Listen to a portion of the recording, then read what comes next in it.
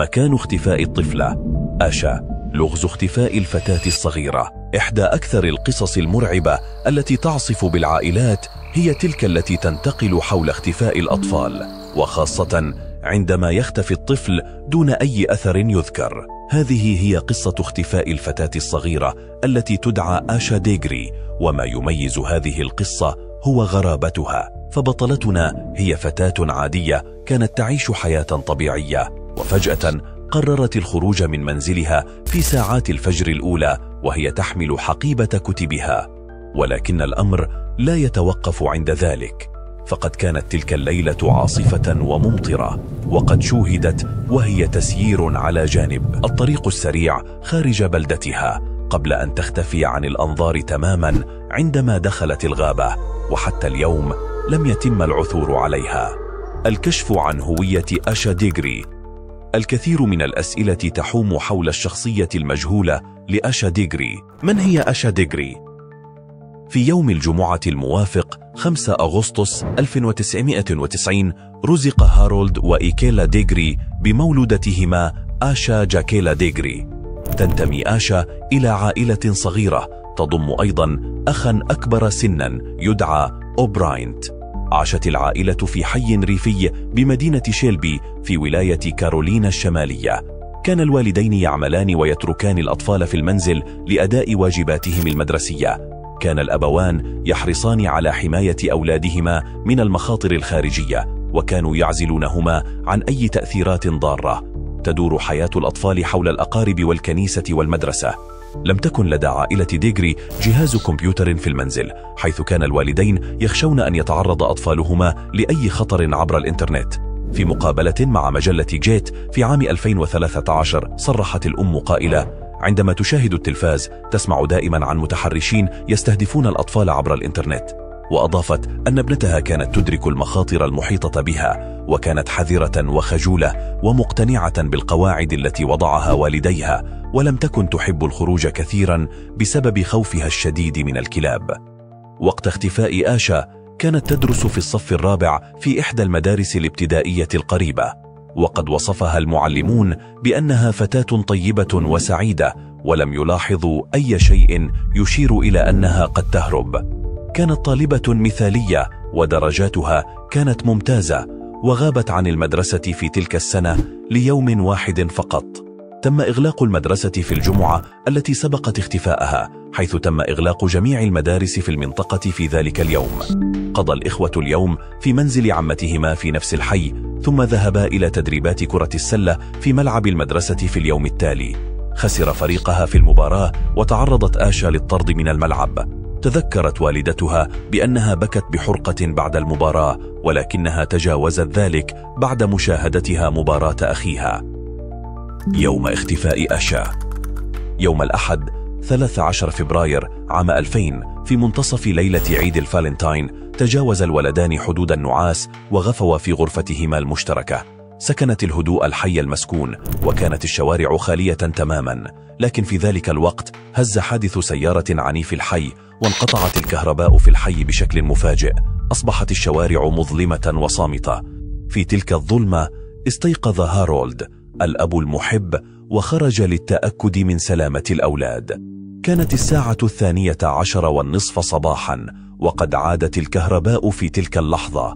راح يطمئن على نومهما، وعاد إلى سريره بعد ذلك ليستمتع بالراحة.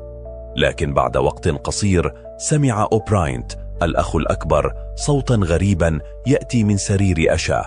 اعتقد أنها تغيرت وضعية نومها، ولكن الصوت استمر في الزيادة. قرر أن يتحقق من آشا ويرى ما الذي يحدث. عندما وصل إلى سرير آشا صدمته المفاجأة. سريرها كان فارغا، ولا يوجد أي أثر لها في الغرفة. كانت قد اختفت بلا أثر.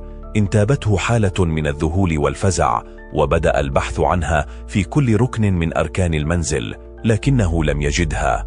تصاعدت القلقة والهم بداخله. في الوقت نفسه استيقظت إيكيلا الأم المحبة في الساعة 5:45 صباحا. كانت تريد أن تحضر الأطفال للذهاب إلى المدرسة، لا تدري أنها ستواجه أسوأ كابوس في حياتها. كون ذلك اليوم عيد الفالنتاين وذكرى زواجها 12 كان مهما لها جدا. بدأت إيكيلا في تجهيز حمام للأولاد، وذهبت لإيقاظهم في 6:30 صباحا، لكنها فوجئت بوجود أوبراين في سريره بينما كان سرير أشا فارغا. انتابتها حالة من الذعر والرعب، وبدأت بالبحث العاجل عن ابنتها المفقودة. توصل الخبر الصادم إلى هارولد الذي رأى في أثر ابنته الصغيرة رحيلها إلى بيت جدتها في الجانب المقابل من الشارع. سارعت الأم بالاتصال بجدتها للتأكد، لكنها تلقت خبرا مفاجئا أن أشا لم تصل إلى هناك. عمت الذعر داخل قلب الأم، وقررت الاتصال بالشرطة لطلب المساعدة. توجد شهادات أخرى قدم سائق شاحنة وسائق سيارة شهاداتهما، حيث رأيا فتاة صغيرة تسير على جانب الطريق السريع في تمام 3:45 صباحا إلى 4:15 صباحا.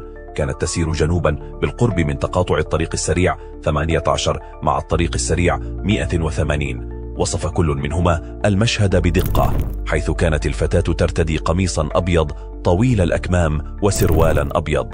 قدم السائقان شهاداتهما بعد أن شاهدا خبر اختفاء الفتاة على التلفزيون. لاحظ سائق السيارة غرابة وجود فتاة صغيرة تمشي بمفردها في تلك الساعة. قام بالدوران بسيارته حول المكان 3 مرات قبل أن يراها وهي تدخل الغابة بجانب الطريق وتختفي. كانت المسافة بين تلك النقطة ومنزلها تبعد حوالي 2 كيلومتر. والأمر الغريب في الأمر أن الجو كان ماطرا في تلك اللحظة، وصفه السائق بأنه عاصف. أكد رئيس المقاطعة أن الفتاة هي أشا بالتأكيد، حيث تتوافق الوصفات مع مظهرها وما اعتادت عليه في ذلك اليوم. كانت هذه القصة المأساوية لفتاة صغيرة تدعى أشا التي اختفت في ظروف غامضة في صباح عيد الفالنتاين. جميع أفراد العائلة والمجتمع تعبئوا للبحث عنها، وتم نشر أعمال البحث والتحقيق في كل مكان. فما الذي حدث لأشا؟ وهل ستعود بسلام إلى حضن عائلتها؟ هذه الأسئلة تراود الجميع وتجعل القلوب تنبض بالقلق والأمل في آن واحد. البحث عن أشا ينطلق، جهود مكثفة للعثور على الفتاة المفقودة. وصلت الشرطة إلى منزل العائلة في 6:40 صباحا. تم استدعاء كلاب الشرطة للمساعدة في البحث عن الفتاة، لكنها لم تتمكن من رصد رائحتها. خرجت الأم إلى الحي ونادت على اسم أشا، مما أيقظ الجيران الذين انضموا إلى أفراد العائلة والأصدقاء للمساعدة في البحث عنها. لم يؤدي البحث إلى اكتشاف شيء مهم سوى العثور على قفاز، لكن السيدة إيكيلا أكدت أنه ليس من ممتلكات ابنتها، وأشارت إلى أنها لم تأخذ معها أي ملابس شتوية. تم تغطية القصة في وسائل الإعلام المحلية، مما أدى إلى تقديم شهادتين من سائقين عند سماعهما الخبر.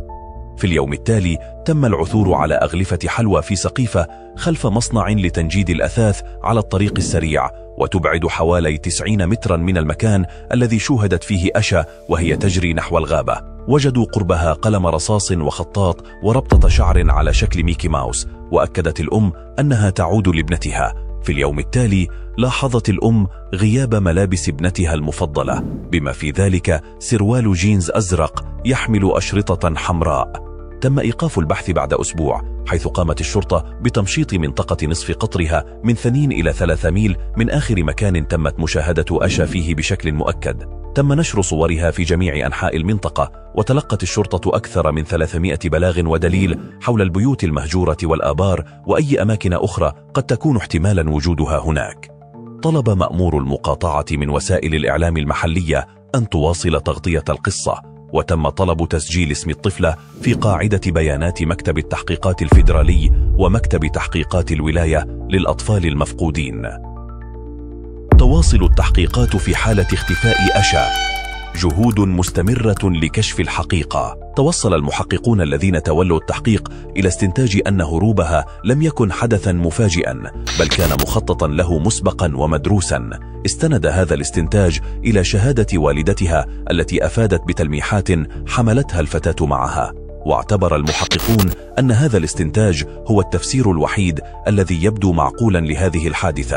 مع ذلك ظل هناك سبب يثير شكوك المحققين، فمن الممكن أن تكون أشا قد ضلت طريقها في الغابة، أو ربما تعرضت للاختطاف. قد تكون احتمت تحت أحد الأسقف ملجأ من الطقس العاصف، ولكنها قد وقعت دون قصد في قبضة قاتل محتمل أو خاطف يكمن هناك. تم طرح فرضية على الإنترنت بأنها ربما أصبحت ضحية لشخص قريب منها، سواء كان ذلك أحد أقاربها أو صديقا للعائلة. وأخبرت الأم عندما تحدثت أن الشرطة نصحتها بأن تتخيل فرضية أن زوجها أو ابنها مشتبه بهما في اختفاء أشا. وقد واجهت الأم بالفعل شائعات تتعلق بزوجها وتم تداولها بين الناس. وما زاد الأمر تعقيدا هو أن هذه الحادثة لم تتطابق مع نمط حالات الأطفال المفقودين المعتاد. أول مشكلة تتمثل في أن أشا كانت في 9 من عمرها، بينما يكون الأطفال المفقودون عادة في مرحلة المراهقة، وأصغرهم يكون في 12.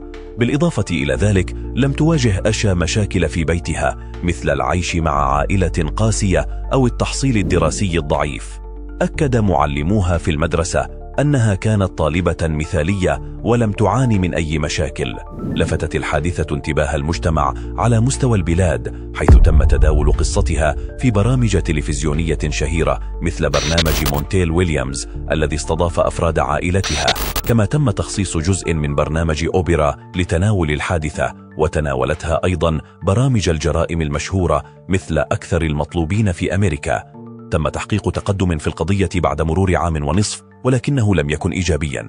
في 3 من أغسطس عام 2001 وجدوا حقيبتها وأغراضها على الطريق السريع 18 بالقرب من بلدة مورغانتون، وهي تبعد 26 ميلا 48 كيلومتر من بلدة شيلبي. قبل يومين من عيد ميلادها 11 تم اكتشاف الحقيبة أثناء عمليات البناء بالقرب من الطريق، وكانت ملفوفة بكيس بلاستيكي. وقد صرح العامل الذي وجدها قائلا إنه وجد اسم أشا ورقم هاتف منزلها في الحقيبة. تم نقل الحقيبة إلى مكتب التحقيقات الفيدرالي لإجراء الفحوصات، ولكن لم يتم الكشف عن النتائج علنا.